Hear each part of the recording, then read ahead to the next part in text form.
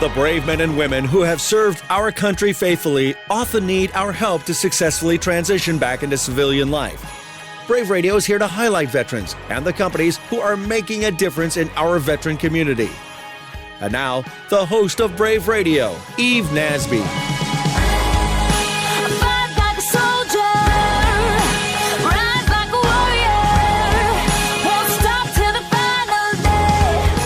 Welcome to Brave Radio, where we're focused on engaging our veterans and making a difference in our business community. I'm your host, Eve Nasby, here to highlight the best and brightest that San Diego and this nation have to offer. We have a great show planned today, so let's get started. We are here with the one and only Pat Boone. Pat Boone, welcome to the show.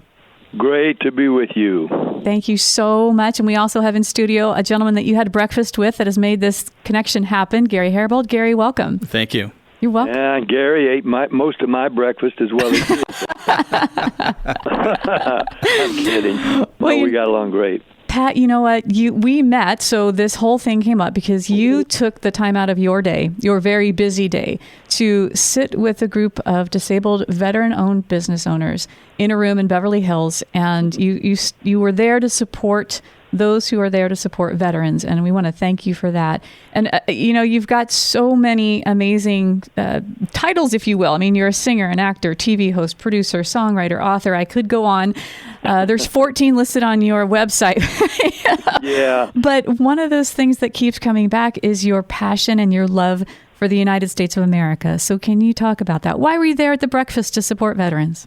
Well, goodness, as I remember, too, I think Anne Margaret was being honored that day, and wasn't she? She was. That's correct. She was the Lady of Honor. Yeah, and she went to, and so was Marie Osmond, Mm-hmm. and I think they both went with Bob Hope to Vietnam and other places where the military were stationed in time of war, dangerous situations. I so admired them. In fact, I let Bob Hope, who was a friend, a longtime friend, know that I was willing to come with him because he preferred to take pretty young ladies. I don't know why. He seemed to think the soldiers were going to be happier to see pretty young actresses than that's wisdom. They call that wisdom, Pat. Male singers that were older than they were. But he was very kind about it, and I think if he kept on going, at some point we would have joined because I so admired him. I mean, I've got to tell you, part of the reason for my sense of obligation and debt, it's a happy obligation, but one I can never complete, and that is the fact I didn't serve in the military. When I was draft age, it was just at the end of the windup of the Korean War, and I was registered 1S, that is 1A, but student. Mm-hmm. And I was in college at 19, and I married in my 19th year. Mm-hmm.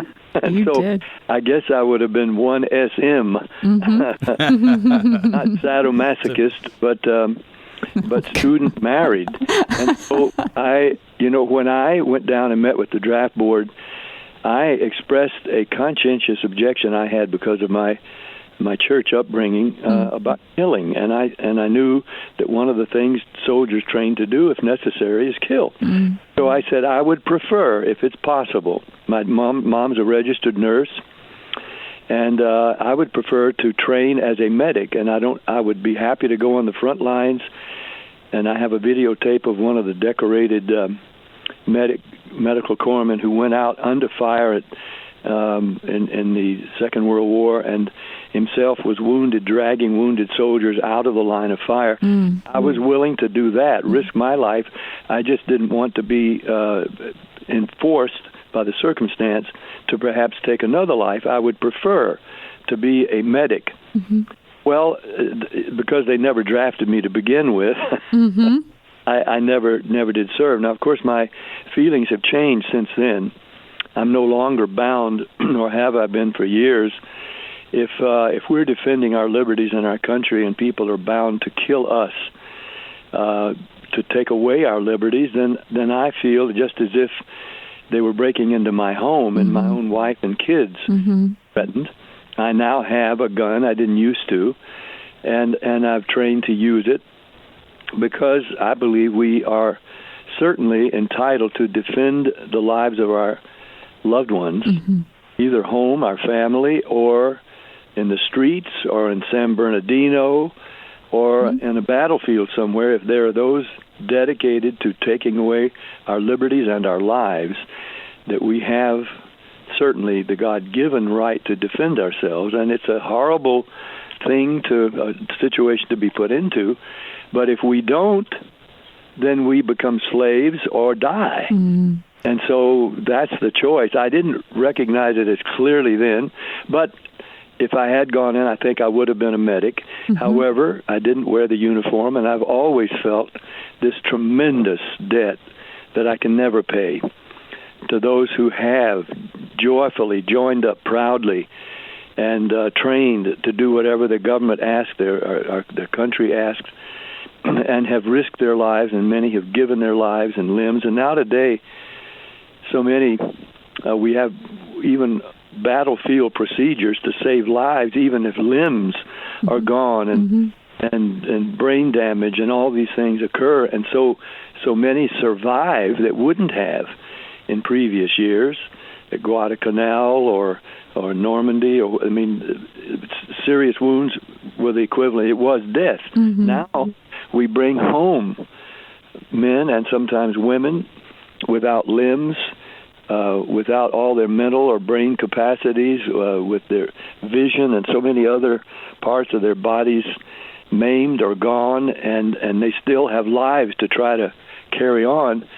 And somehow, and I don't think it's just this administration. In the past, we haven't done enough for our wounded veterans, but certainly in the last almost 8 years now, we haven't. The VA hospitals and even sometimes, unfortunately,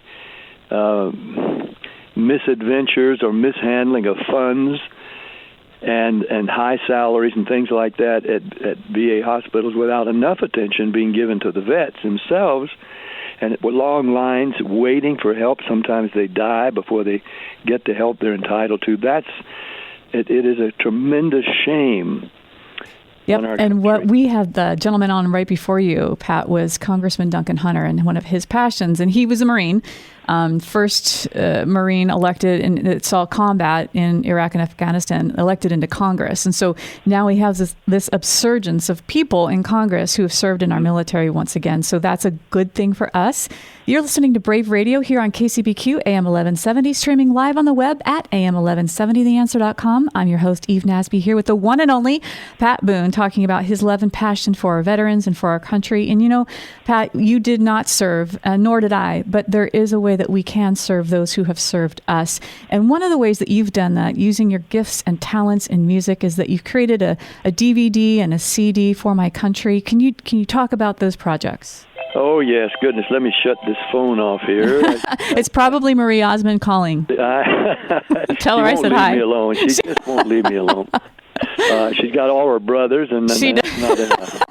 Anyway, yes, For My Country was born out of my realization that during the Vietnam War, when there was so much anti-war demonstration, and young people of draft age were burning the draft cards, some going off to Canada, and creating civil disturbances, and just creating all sorts of obstacles for people going about their daily lives in opposition to this war. Now, of course, there was controversy about why we were there, what was our American interest in Vietnam, but that didn't take away from the fact that tens of thousands of our finest young men and women had volunteered or been volunteered to do whatever their government wanted them to do. And they were there in harm's way. And so a Green Beret named Barry Sadler, Sergeant Barry Sadler, wrote a song called The Ballad of the Green Beret. While so many of the singers, recording artists, were doing anti-war songs, Barry Sadler wrote this song about the Green Beret, a very simple song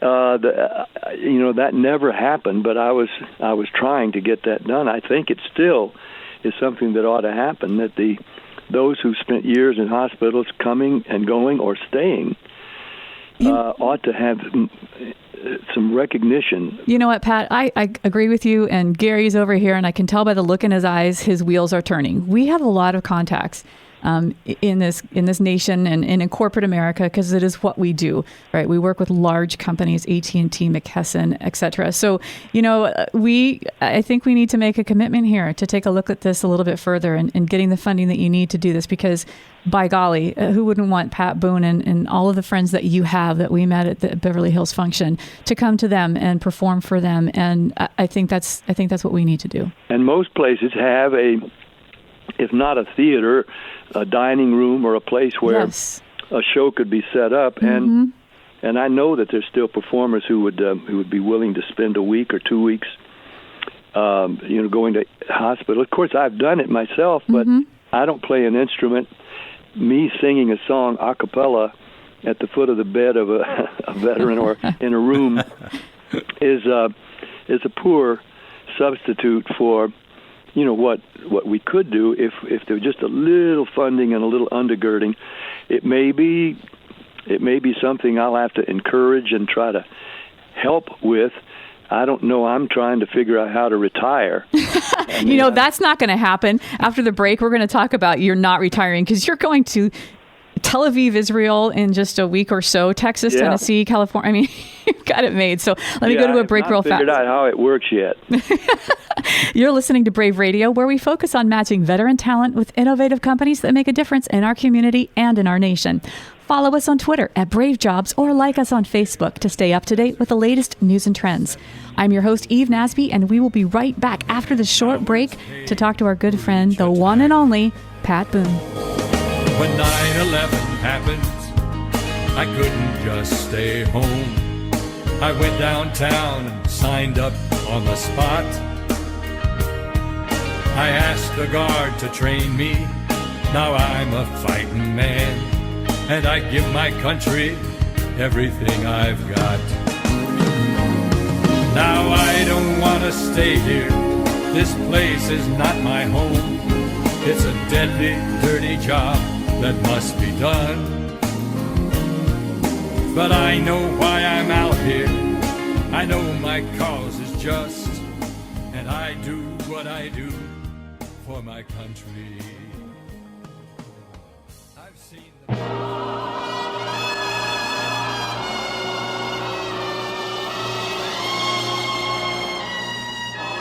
Discover the timeless classics of Pat Boone and his newest album, American Glory, featuring the hit, I'm Proud to Be an American. I am proud to be an American, part of a great democracy, where our equal As a singer, actor, TV host, producer, songwriter, author, family man, and more, Pat Boone's career is thriving now more than ever. Relish in his patriotism by singing along to God Bless America, This Is My Country, and Anchors Away. Anchors away, my boys, anchors away. Farewell to college joy. Get the biggest hits on one album by going to patboone.com and ordering your American Glory CD today. Night on shore, here's to Easter Seals Workforce Military and Veteran Services provides free one-on-one personalized employment assistance for local veterans through their Bob Hope Veteran Support Program. Easter Seals' team of employment specialists is dedicated to achieving successful, long-term job placements that benefit both the veteran and the employer. Learn more about how you can receive services, connect with a future employee, or make a donation by visiting easterseals.com/SouthernCal. That's easterseals.com/SouthernCal. Hey, boss. Yeah? I need to hire someone. Our workload's increased and, man, I could use some help. What are you looking for? I need someone unlike Ben, who doesn't freak out, when the copier breaks and the phones are down and the receptionist calls in sick. What do you need? Leadership. I need a leader who can just get it done with little direction and ahead of time would be great. With the prima donnas floating around our department like Sally and Jason, it's a challenge, man, to get things done. I need a team player, trained in leadership, confident in their abilities, and adaptable to change. You know, there's only one place you're going to find talent like that. Show me where. Our United States veterans. Call Eve right now at 619-244-3000 or log on to thebrave.us and let's hire a veteran. It's good for business. It's good for America. Brave is a part of America's largest service-disabled veteran-owned business, Amerit Consulting. We are dedicated to placing great companies with great veterans. Call today. I'll be home, my darling. Please wait for me. Wait for me. We'll stroll along together. Welcome back. You're listening to Brave Radio here on KCBQ AM 1170, streaming live on the web at am1170theanswer.com. We are here with, once again, the one and only Pat Boone. Pat, welcome back. Thank you. Good to be with you, Eve. You know, during the break, we were talking about your beautiful wife. Tell us, you got married at 19. She's a singer. You guys produced 2 albums. Tell us that story. Yeah, my wife, a gifted singer, and a daughter of Red Foley, the great country music Hall of Fame singer who was famous for his hymns like Peace in the Valley and Closer Walk with Thee, and so many others, but also big country classics like Tennessee Saturday Night and Mississippi Mud and all those songs. And he wrote the classic song about the boy and his dog called Old Shep. It was his dog, and he wrote it. And Elvis, the first song he ever sang publicly in high school was Old Shep. Is that right? About a boy and his dog. And I've recorded that and all kinds of other Red Foley songs in a tribute album. But Shirley, his one of 4 daughters, and I think I got the cream of the crop. They were all lovely. And then I emulated him by fathering 4 daughters myself. Yes, you did. But with Shirley, and even though she could have been a professional singer, she chose instead to be a professional wife and mama of our 4 daughters, but she could sing. So while my career was really booming, Randy Wood of Dot Records, knowing that she could sing, suggested we sing something together. And she said, look, I'm happy to do it, but I want to do it at night after I've got my 4 little girls, who are only 3.5 years apart, to bed. So she'd get them to bed, and in the care of a nanny, we would come to a recording studio and record till midnight. Wow. And we did 2 albums over the course of, I guess, a couple of years, and they both did very well. It was interesting to me that my teenage girl fans, and they weren't all girls, I'm happy to find out years later, I had a lot of teenage boy fans too, but, and I have businessmen in 3-piece suits now telling me that they were fans when they were in their teens, and that's very gratifying. But both those albums, me as a teen idol, singing with my wife, and with it being known we had 4 little kids already, that the teenage girls bought and loved those albums, and evidently their parents too, and so we found that there was actually a very nice market for the duets that we sang, and I really think that singing with Shirley, I sang more freely, more naturally than almost any other time. I didn't feel I was competing with other singers. I didn't feel I was going for hits. I was just enjoying something with my wife, who I happened to love, which was convenient. And you're still married. You guys sang Vaya con Dios in 1959. It was just stunning. It was beautiful. Yeah, and that really, a Hawaiian wedding song, all these songs. Yes. And now we've been married 62 years. Wow. And she's picked up my option for another year. So she has. We're headed into 63. Wow. Well, that's amazing. Thank you for sharing that. And of course, I was listening to some of your old songs, Autumn Leaves, and being convinced I was born in the wrong century. Well, really, we were blessed because you don't hear a lot of those great standards and you don't. I'll be home.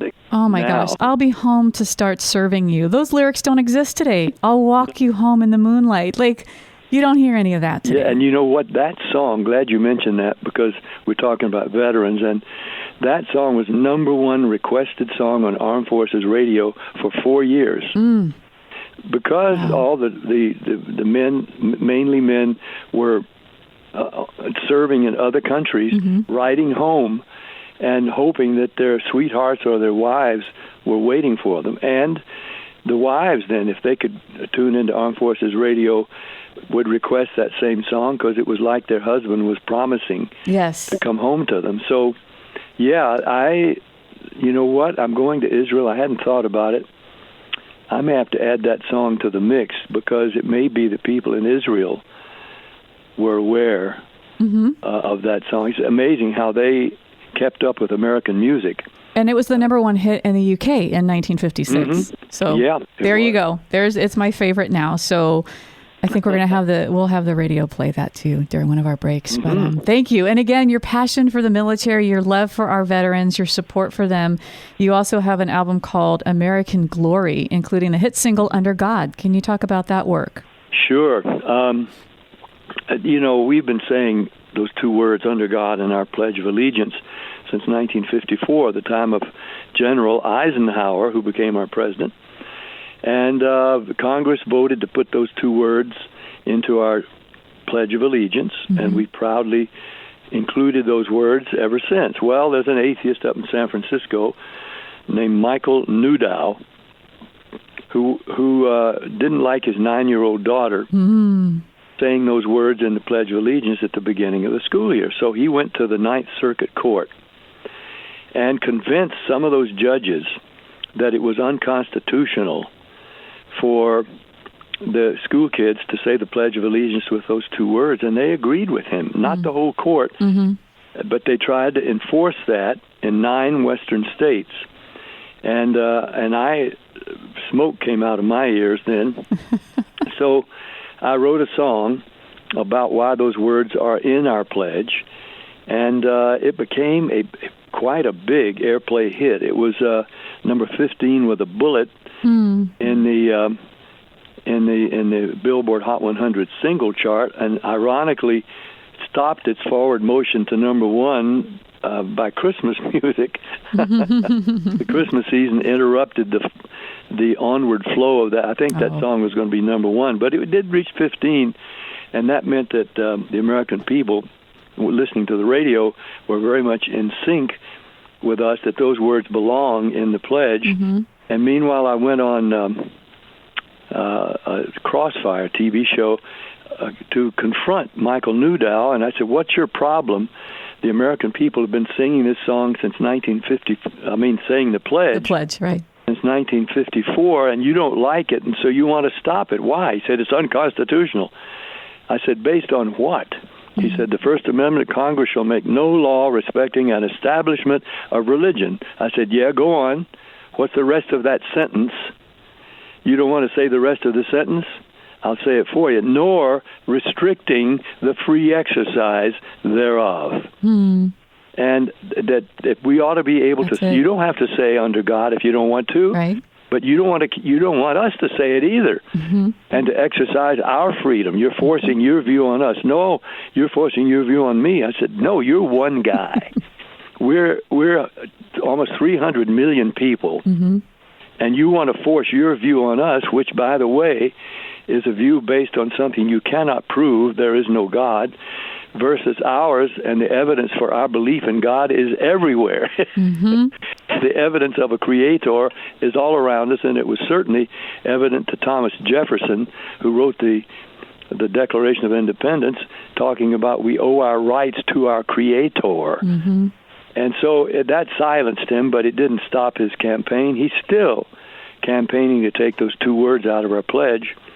So I, very often, at least in this country, I won't be singing it in Israel, but I always end my show singing Under God because I know that my audience agrees with me that those two words belong in the pledge, And no matter what Michael Newdow says, we're going to keep on saying it. That's right. And I think American Glory, this album, and I think our listeners can pick up a copy of this on your website, also has America the Beautiful, the Marines hymn, This Is My Country. I've listened to it. It's incredible. So thank you. The four main branches. I'm sorry that I didn't include Coast Guard. It just didn't occur to me at the time when I was recording the album. Mm-hmm. But Marine and Air Force, Army, Navy songs, I sing those songs proudly. We did a video of all those songs, and I'm the only guy in 50 years plus to record those songs. So everybody ought to have them in their home for their kids to hear. How is the next generation going to perpetuate songs they never heard? That's right. I was going to ask you that. So you're listening to Brave Radio here on KCBQ AM 1170, streaming live on the web at am1170theanswer.com. I'm your host, Eve Nasby, here with our good friend now that we've been talking for 20 minutes, Pat Boone. My question to you, Pat, is that you have seen so many changes in our country. What words of wisdom would you give our young people today? Well, you could go on, but basically, in a short form, be citizens. If you were fortunate enough to be born in this country, act like a real citizen.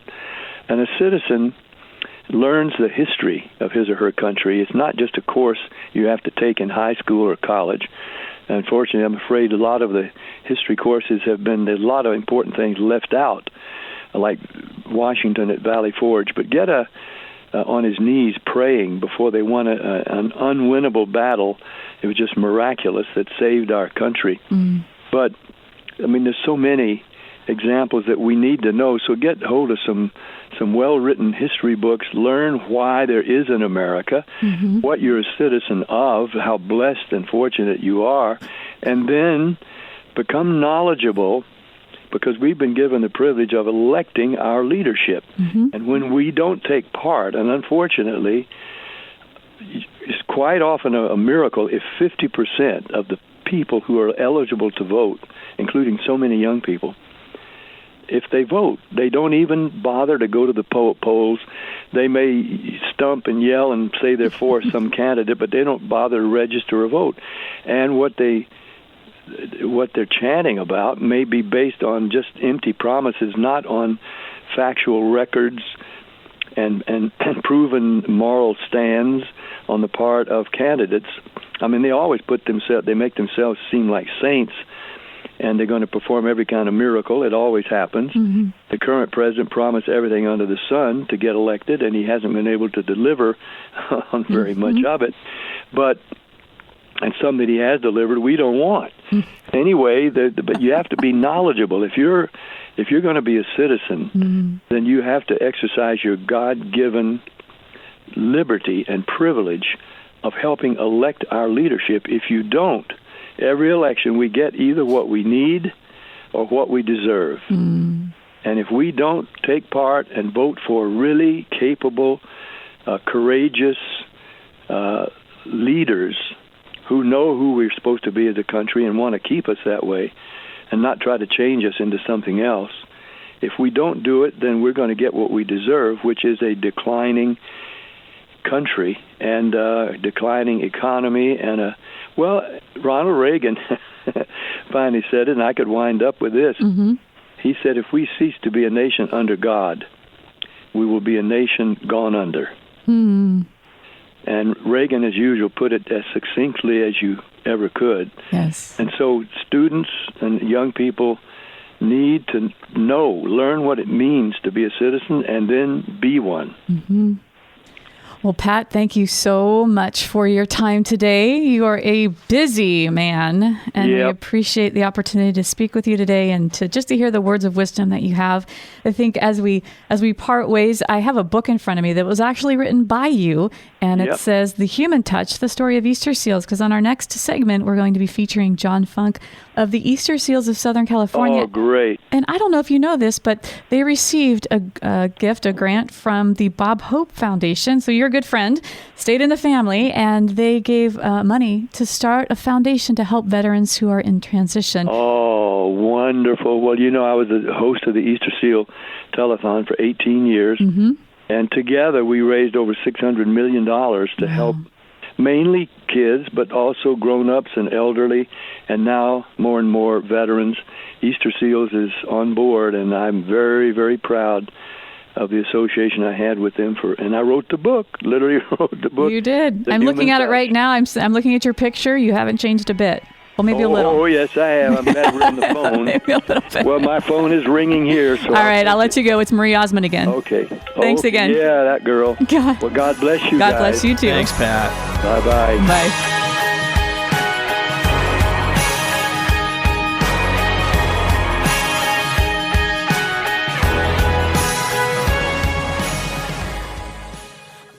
Easter Seals Work First Military and Veteran Services provides free one-on-one personalized employment assistance for local veterans through their Bob Hope Veteran Support Program. Easter Seals' team of employment specialists is dedicated to achieving successful, long-term job placements that benefit both the veteran and the employer. Learn more about how you can receive services, connect with a future employee, or make a donation by visiting easterseals.com/SouthernCal. That's easterseals.com/SouthernCal.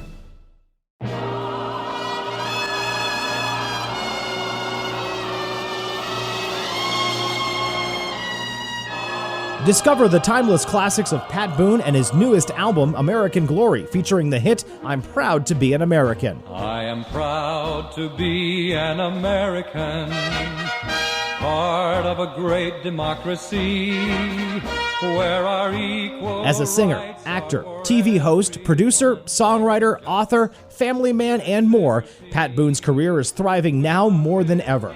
Relish in his patriotism by singing along to God Bless America, This Is My Country, and Anchors Away. Anchors away, my boys, anchors away.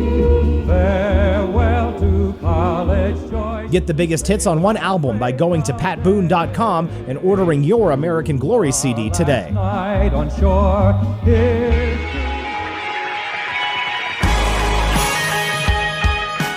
Welcome back. You're listening to Brave Radio, where we focus on matching veteran talent with innovative companies that make a difference in our community and in our nation.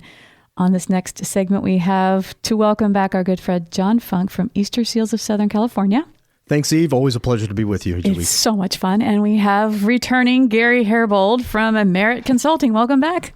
Thanks, Eve. You were so talkative when we were talking to Pat Boone. Well, and Gary, a distinguished veteran from Vietnam, I think he would be perfectly aligned to kind of share some perspectives as we kind of jump in today's topic. We're going to talk about that labeling, but first, the natural progression. Pat Boone, 10 years as the Easter Seals spokesperson, partnered with Bob Hope, and Bob Hope is the one that gave you, or the foundation is the one that gave you the money to do what you're doing today to help our veterans. Right. We're really blessed to have had some fantastic support from Hollywood and the media throughout Easter Seals history, as it kind of created as an organization way back in 1919. Mm-hmm. So that support from Bob Hope during his time when he was doing USO shows was frequently a spokesperson for Easter Seals. Joining presidents. There's pictures of him with Lyndon Johnson at the White House with one of the Easter Seals representatives back in the late 60s, as well as Pat Boone's connection with Easter Seals. And we're blessed to be able to maintain that legacy thanks to a very generous grant that we received through the Bob and Dolores Hope Foundation that enables us to kind of continue that support to the veteran community today. Yeah. And we've come such a long way, too, from, labeling people as in the book from, I don't even know, 50s, 40s, talks about not people with disabilities, but handicapped or crippled children, right? So we've come a long way. And I think you guys are working really hard in even furthering, taking away those labels that we put on folks. And so I think you and Gary were just talking before we jumped back on air of the labels. Gary, you were a Vietnam veteran, and what that label looked like for you when you got out. The label, yes, definitely talking about labels, but the word of acceptance was very difficult to endure. Coming back, quite frankly, I had not finished or even started college at that time, so I had to go to college to get a job, and I learned that very quickly. So, but in doing so, they asked questions about, were you in the military? And you had to answer the question, check the box, and so forth. And if you did, they wanted to know which war. World War II, Korean War, Vietnam, that kind of thing. So they could put that label on you, whether you're a good guy or a bad guy. If you were in the Vietnam War, even though you were on our side, you were still a bad guy in their perception, right? That's correct, yeah. So tragic. But in class, it was different. We talked in history class, we talked about the war. There was another class I took, I can't remember which one it was, but the subject came up about being in Vietnam. And I was, at that time, only 23 years old, starting college. And I really, honestly, I didn't refer to any of my experiences back in Vietnam. It just wasn't something I wanted to share. I wasn't sure they would understand because they hadn't been to war. I don't even believe they had ever even been in a fist fight. Oh, no. You know, a bloody nose. I mean, here we are talking about people dying and being tortured and all of the rest of what war brings on. And they wanted to put down what we did in the war when they fully could not accept the fact that we were there for them. Right, exactly. And so John, those labels that they put on of, baby killers and all these other things that people coming out of the Vietnam War had, they were labeled. And in our last week, we talked about the idea of discovery when it comes to finding the right path for our clients. And oftentimes those very clients are also seeking to avoid being pigeonholed or labeled as just one aspect of their life, like being a veteran. So can you talk to that? Labeling is it's something that we all do. But frankly, it's a terrible thing. I mean, we have evolved, fortunately, as even internal to Easter Seals. It was originally the Ohio Society of Crippled Children. We would never think to call someone a crippled child today. Right. It's a child with a disability because we don't want to have that label.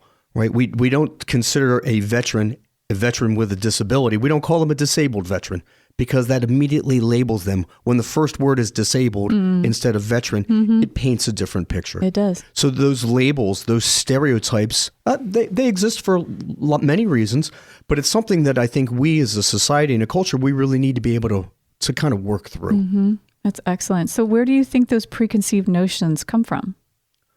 I think we all grow up with our own biases and stereotypes based on part of it's where we're from.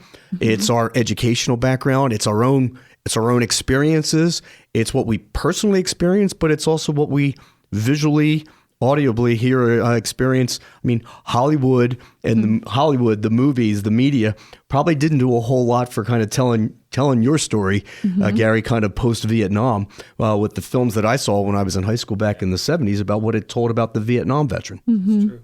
And that's very true. And in fact, with our business, we are hiring people who have disabilities. We're hiring people who don't have disabilities, but who are veterans nonetheless. But what I want people to think about who do have a disability, for them, first of all, to think of themselves without the first three letters of the word disability and think of themselves as having an ability to do something about their unemployment and to look for those employers who will hire, who will even think about the interviews with folks who do have disabilities. And that's something that we focus on very strongly. That's great. And John, you do the same thing. You help these people get outside of that box. If they pigeonhole themselves and perhaps I am disabled, therefore I can't do X. But when you have a client that can't see past one particular part of their life, how do you get them to see the big picture? We develop Well, let me go back. We work with a book.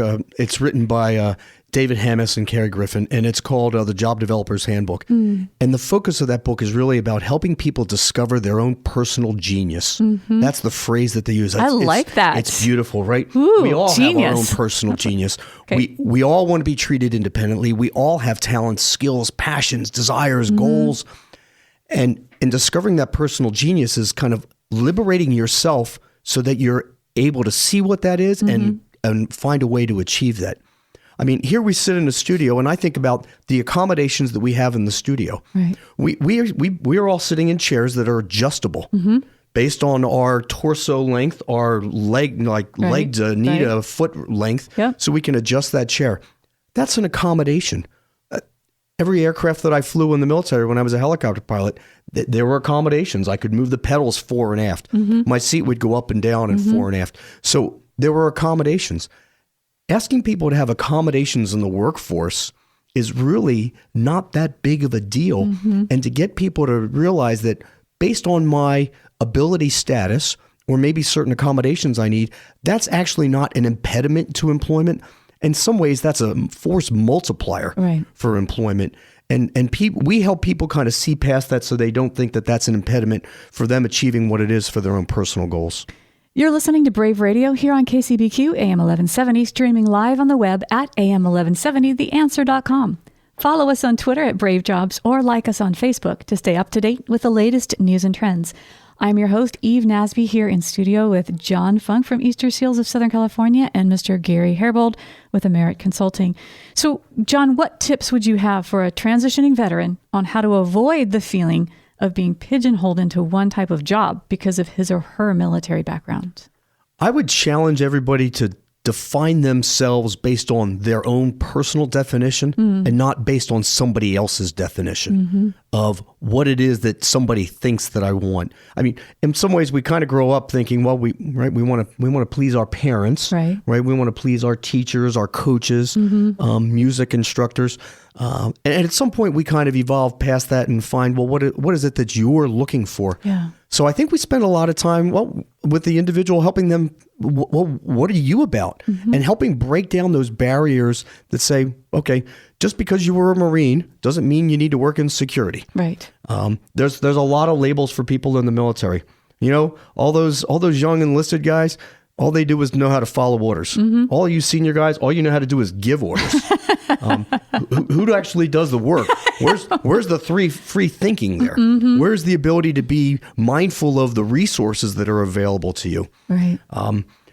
People label every veteran and somebody in the military. Well, they all must be Republicans. They all must be Fox News watchers. Right. There's this constant labeling that goes on. Instead of saying, you know what, this individual, they're a veteran. They're a veteran. They served in the military.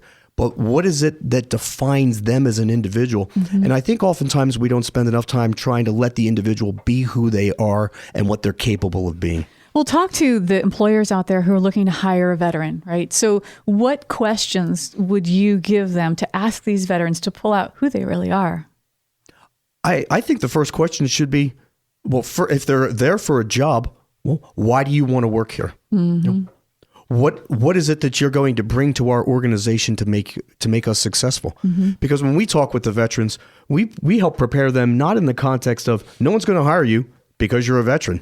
and frankly, I wouldn't want to work for an employer that would only hire me because I'm a veteran or because I have a certain disability or because I'm missing a limb. You don't want to be hired for the sympathy. Right. I want to be hired for what I'm going to do. And so we talk about the veterans and that when we work with them, the process, it's all about them.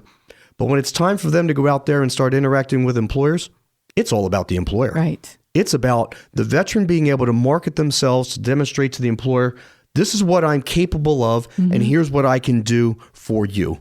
It's make money, save money, provide quality customer service, increase your bottom line, enhance your stockholders. I mean, it's what you can do for the employer. And the veteran, they're capable of a multitude of different things because they come with a wide variety of different talents. And what you help veterans do who are just getting out of the military, and I have interviewed dozens of these folks who are so intelligent, but they'll tell me, hey, Eve, I can do anything. So when I say, what do you want to contribute to our organization? Well, I can do anything. And what you're doing is helping train them to say, yes, you can do anything, but we don't want to say that. We want to say, here's what I can do, Gary Herbold, to add to the bottom line of Amerit Consulting. Right. I mean, for me, I would say my skill set as a helicopter pilot, as the captain of a ship, I have a lot of specific skills, but they don't necessarily translate on the surface to an employer. But I'm really good at getting stuff done. But if I'm talking to Gary and I'm looking to become one of his employees, I need to talk about my ability to get stuff done in the context of Gary's organization. That I've done my homework, I've researched what you do, and I can demonstrate through experiences that I had in the military how you can see where the parallels are that I could get stuff done in your organization just like I was capable of getting it done in the military. We're running out of time for this segment. I think there's a lot of people out there who are veterans that are listening, or they know veterans who are struggling in their search to find work. And maybe they're struggling with interviewing skills. Maybe they're struggling with writing their resume. Maybe they're struggling with interpersonal networking. They're just stuck. How can you help them? And then how do they get a hold of you? Well, first off, if they're listening here in the San Diego area, we live in a fantastic community that doesn't want you to struggle. And we want those veterans to know they're not by themselves. That's right. There are some great services, even your organization, Emeritus, Easter Seals Southern California, and an incredible wealth of resources in Southern California. Yes. We don't want you to struggle. And at Easter Seals, we want to help you discover your personal genius. So if you're interested, we are more than happy to work with veterans that are in that transition, because we want them to discover that personal genius, define their own definition of meaningful employment, and help them achieve that goal. Now, because Easter Seals came out of helping people with disabilities, we want to kind of put away any thoughts that you only help people with disabilities that are veterans. You don't have to have a disability. You can be a veteran. You have to a be disability. a veteran, whether they have a disability or not. We do also support spouses and registered domestic partners for veterans that have a disability and they're not able to work right now. So we'll help their spouses with their employment opportunities. And we currently have several spouses that we're supporting in that because of that position. And you're doing a fantastic work. The folks that come to you are leaving with great jobs, and the families are strengthened, and you're bringing sense back into their life. You're bringing order back into their life, and you're bringing them hope. So John Funk from Easter Seals of Southern California, thank you for all you're doing. Thank you, Eve. Always a pleasure. Tell our listeners one more time how they can get a hold of you. You can reach us at easterseals.com/Southern Cal. That's easterseals.com/Southern Cal. Gary Herbold, thank you for joining us in studio, flying all the way down from Sacramento to be here today. Thank you. My pleasure. What a great show we've had. Hello, Pat Boone. I mean, who does that? So, Pat, if you're listening, thank you again for joining us. I hope Marie Osmond will stop calling you. And Congressman Duncan Hunter, thank you again for being a part of our show. For those of you who will be joining us next week, stay tuned. I'm not telling you who's coming, but you should probably tune in. I'm Eve Nasby, and you've been listening to Brave Radio here on KCBQ AM 1170, The Answer. If you want to find out more about how you can hire top veteran talent, or if you're interested in being a part of our show, visit our website at www.thebrave.us. That's www.thebrave.us. Send us a tweet at BraveJobs or like our Facebook page. From all of our guests and me, thanks for joining us. And until next Monday, may God bless our veterans and God bless America. Thanks for listening to Brave Radio. If you know a veteran looking for work, or if your company is hiring, call Eve at Brave at 619-244-3000. Give her a tweet at Brave Jobs and connect with them on Facebook. To be a guest on the show, visit thebrave.us.